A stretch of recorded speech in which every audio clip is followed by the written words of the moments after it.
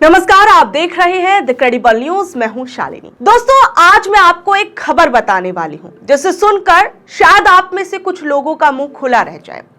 अगर मान लीजिए मैं आपसे कहूं कि अब भारत ही नहीं, अमेरिका में भी आरएसएस की शाखाएं खुलने वाली हैं, तो शायद आप में से कुछ लोग कहेंगे, मतलब कुछ भी मैम, खबर के नाम पर आप कुछ भी बता दोगे।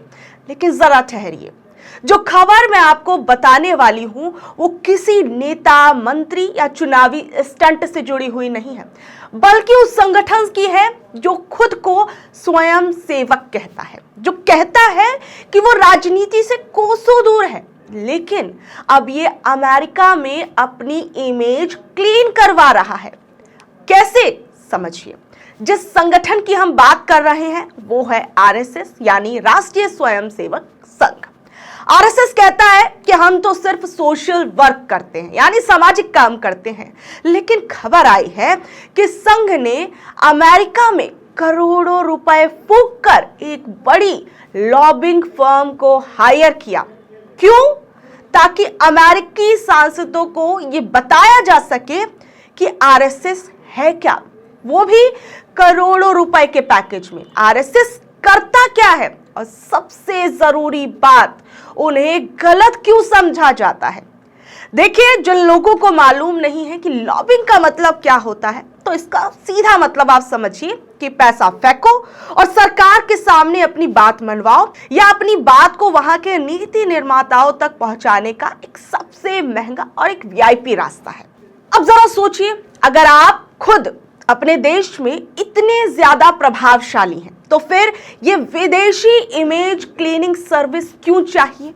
दरअसल अमेरिकी वेबसाइट प्रिज्म की एक रिपोर्ट में ये खुलासा हुआ कि आरएसएस ने इसी साल की शुरुआत में अमेरिका की एक top lobbying agency square pattern bogus को काम पर लगाया। कंपनी को 2025 की 3 तिमाहियों में करीब $3,30,000 दिए गए, यानी लगभग भारत के रुपए के हिसाब से समझिए 2,75,00,000 रुपए। सबसे मजेदार बात तो आप यहाँ ये देखिए कि ये वही कंपनी बताई जा रही है जो पहले पाकिस्तान के लिए भी काम कर चुकी है।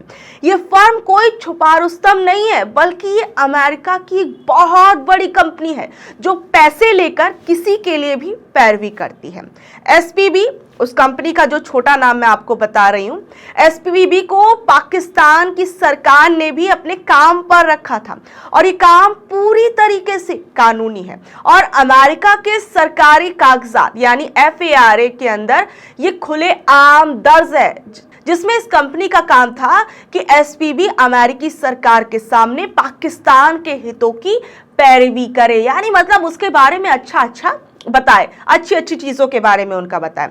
इसलिए जब आरएसएस ने इसी फर्म को हायर किया तो ये सवाल उठा कि एक भारतीय राष्ट्रवादी संगठन ने उसी कंपनी को क्यों चुना जो पाकिस्तान की वकील रह चुकी है।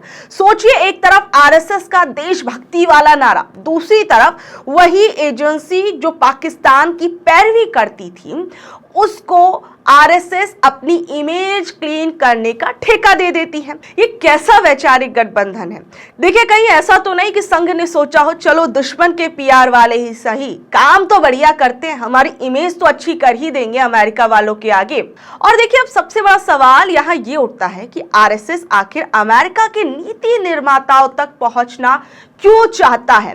क्या अमेरिका में भी शाखाएं खुलने वाली हैं, या फिर आरएसएस का एक बहुत बड़ा हित जो है वो इस चीज के पीछे छिपा हुआ है, या फिर कोई इमेज मेकओवर का प्रोजेक्ट चल रहा है? असल में वैश्विक स्तर पर आरएसएस की छवि जो है, मैं आपको बता दूं, एक फांसीवादी अर्धसैनिक संगठन जैसी बताई जाती, यानी वो संगठन जो राजनीतिक और धार्मिक उग्रता से जुड़ा हुआ है, मतलब जो पॉलिटिकली काम करता है और ज्यादातर धार्मिक उन्माद टाइप का फैलाता है, ठीक है। और भारत में जैसे कि सब जानते हैं कि बीजेपी और आरएसएस के संबंध किस तरीके हैं, तो शायद यही वजह है कि अमेरिका में बैठकर अपनी ब्रांड इमेज का पीआर आरएसएस करवा रहा है। प्रिज्म की रिपोर्ट बताती है कि ये लॉबिंग फर्म आरएसएस के लिए अमेरिकी सांसदों और अधिकारियों से लगातार मिल रही है, ईमेल भेज रही है और उन्हें संघ का इतिहास और मिशन समझाया जा रहा है। अमेरिकन यूनिवर्सिटी की प्रोफेसर ऑड्रे ट्रक्स तक से इसके लिए कांटेक्ट किया गया है, जो अक्सर हिंदुत्व पर रिसर्च करती है। मतलब अब संघ अपने विरोधियों को भी एजुकेशन सेशन देने लगा है। खास बात यह है कि लॉबिंग फर्म के लोग अभी कुछ समय पहले भारत आए, नागपुर पहुंचे और संघ मुख्यालय का पूरा टूर किया, देखा कि शाखाएं कैसे लगती है, अखबारों में इसको लेकर लेख भी छपे हैं और अब कांग्रेस भी इस पर लगातार सवाल उठा रही है। यानी आप समझिए कि किस तरीके से आरएसएस, जो जिसकी फंडिंग का कुछ पता नहीं है, मोहन भागवत कहते हैं कि जनता के पैसों से ये सब चल रहा है, तो क्या जनता के पैसों से अब आरएसएस जो है अमेरिका में अपनी छवि सुधरवाने की कोशिश कर रही है? और आरएसएस पर आखिर में उन्हें क्या इस बात का खुद भी एहसास है कि एक बहुत बड़ा उनके दामन पर दाग लगा हुआ है, जिसे हटवाने के लिए उन्हें करोड़ों रुपए जो है अमेरिका की एक एजेंसी को देने पड़ रहे हैं? और इस पूरे मामले को लेकर अब कांग्रेस जो है लगातार सरकार पर हमलावर हो रही है। कांग्रेस कह रही है कि पाकिस्तान की लॉबिंग कंपनी से काम कराया जा रहा है। जयराम रमेश ने एक्स पर एक स्क्रीनशॉट डाला और कहा कि देखिए, संघ को अमेरिका में पीआर की जरूरत पड़ रही है और उन्होंने तंज मारा, जो संगठन कहता है कि वो रजिस्टर नहीं है, न टैक्स देता, वो अब करोड़ों खर्च करके अमेरिका की लॉ फर्म के दरवाजे पर खड़ा है और जवाब में संघ जो है वो भी कह रहा है कि हमने कुछ किया ही नहीं है भैया, हम तो भारत में ही काम करते हैं। अरे वाह, अमेरिका में फाइलिंग दर्ज है और उसका स्क्रीनशॉट अब लगातार सोशल मीडिया पर वायरल हो रहा है और जिस पर लिखा हुआ है बकायदा आरएसएस। और ये स्क्रीनशॉट आप खुद भी देख लीजिए, जो इस वक्त काफी ज्यादा वायरल हो रहा है, लेकिन संघ कह रहा है हम तो नहीं है।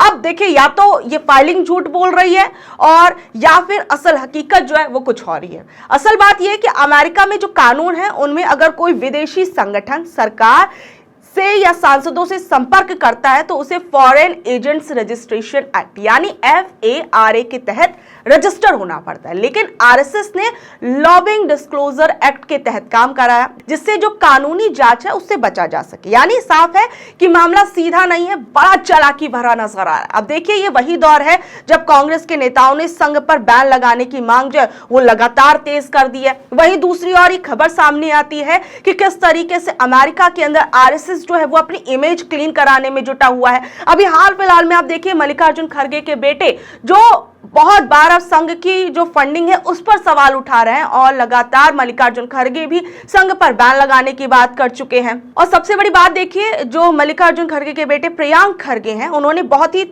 तीखे सवाल जो हैं वो आरएसएस से भी हाल फिलहाल में किए हैं। आरएसएस से प्रियांक खड़गे ने पूछा कि स्वयंसेवक कौन है। वो कहते हैं कि अगर भागवत जी कहते हैं कि जो स्वयंसेवक हैं वो दान देते हैं, तो प्रियांक खड़गे पूछते हैं ये स्वयंसेवक कौन है, इनकी पहचान क्या है, ये लोग कौन कौन है जो इतना बड़ा दिल दिखाते हैं और इतना पैसा आरएसएस को देते हैं। और वो कहते हैं कि चंदे का हिसाब कहाँ है, जो आपको चंदा मिल रहा है कहाँ से आ रहा है, कैसे मिल रहा है, तो इसका हिसाब कहाँ है। उन्होंने पूछा कि ये दान किस तरह का होता है, कितना बड़ा होता है और किन तरीकों से ये सारा पैसा जो है वो इकट्ठा किया जाता है। मतलब चंदा इकट्ठा करने का जो आपका तरीका है वो क्या है, इसकी कोई ट्रांसपेरेंसी नहीं है, वो सब चीजें कहाँ है। ये सवाल जो है प्रियांक खड़गे पूछ रहे हैं और वो कह रहे हैं कि आखिर में जब इतनी बड़ी ऑर्गेनाइजेशन भारत के अंदर चल रही है तो इसका रजिस्ट्रेशन क्यों नहीं हुआ। ये सबसे बड़ा और सीधा सवाल प्रियांक खड़गे ने पूछा। प्रियांक ने पूछा, अगर संघ इतना ही ट्रांसपेरेंट है, अगर वहां पर कुछ गलत नहीं हो रहा, अगर सब कुछ पानी की तरह साफ है, तो यहाँ पर ट्रांसपेरेंसी क्यों नहीं दिख रही और जो दान जो है वो सीधे संगठन के रजिस्टर्ड नाम पर क्यों नहीं लिया जाता है। और अब आरएसएस खुद को पंजीकृत संस्था भी नहीं मानता है, तो फिर ये पूरा संगठन चल कैसे रहा है, इसके फुल टाइम कार्यकर्ताओं को सैलरी कैसे दी जा रही है। ये प्रियांक खड़गे ने बड़े सवाल जो है अभी हाल फिलहाल में पूछे। मतलब देखिए, ये सीधी बात है कि प्रियांक खड़गे का कहना है कि अगर आप कहते हैं कि सिर्फ चंदे से आप चल रहे हैं, तो भाई जब आपका नाम ही कहीं रजिस्टर नहीं है तो इतना बड़ा फाइनेंशियल एम्पायर जो है वो बिना किसी हिसाब किताब के कैसे चल रहा है, चंदे का पैसा कहां से आ रहा है, जा कहां रहा है, कोई तो हिसाब दे दो, कुछ तो बता दो कि आखिर में आप कैसे सब कुछ चला रहे हो। देखिए, आरएसएस का इतिहास भी अगर आप देखेंगे तो आरएसएस को भारत के अंदर पहले भी कई बार बैन किया जा चुका है, और वर्तमान समय में या प्रेजेंट टाइम में अगर हम बात करें तो आरएसएस पर कई बड़े सवाल उठ रहे हैं। जहां भी हाल फिलहाल में हमने देखा कि किस तरीके से आरएसएस पर बैन लगाने की बात लगातार हो रही है। कांग्रेस पार्टी के कई नेता इस बारे में बोल रहे हैं, बहुत से लोग बोल रहे हैं। वहीं दूसरी ओर जो ये रिपोर्ट निकल कर आई है उसके बाद आरएसएस पर और तीखे सवाल उठने लगे कि आखिर में आरएसएस को अपनी इमेज क्लीन कराने की जरूरत क्या पड़ रही है, क्यों पड़ रही है। आखिर में आरएसएस को कौन सा वो दाग हटवाना है कि उसके लिए आपको अमेरिका तक जाना पड़ रहा है। अमेरिका की एक बड़ी पीआर एजेंसी जो है आपको वो हायर करनी पड़ रही है। आपको मैं बता दूं कि आरएसएस जो है उस पर अभी ही नहीं, पिछले कुछ टाइम में या कहें कि हमारे इतिहास में भी कई बार बैन लग चुका है। आरएसएस पर भारत के इतिहास में 3 बार जो है ये बैन लगाया गया था। ये दिखाता है कि इस संगठन का सरकार के साथ बहुत बार टकराव हुआ है। जो पहला बैन लगाया गया था आरएसएस पर, मैं आपको बता दूं कि 1948 में महात्मा गांधी की जब हत्या हो गई थी उसके बाद ये बैन लगाया गया। कब लगाया गया?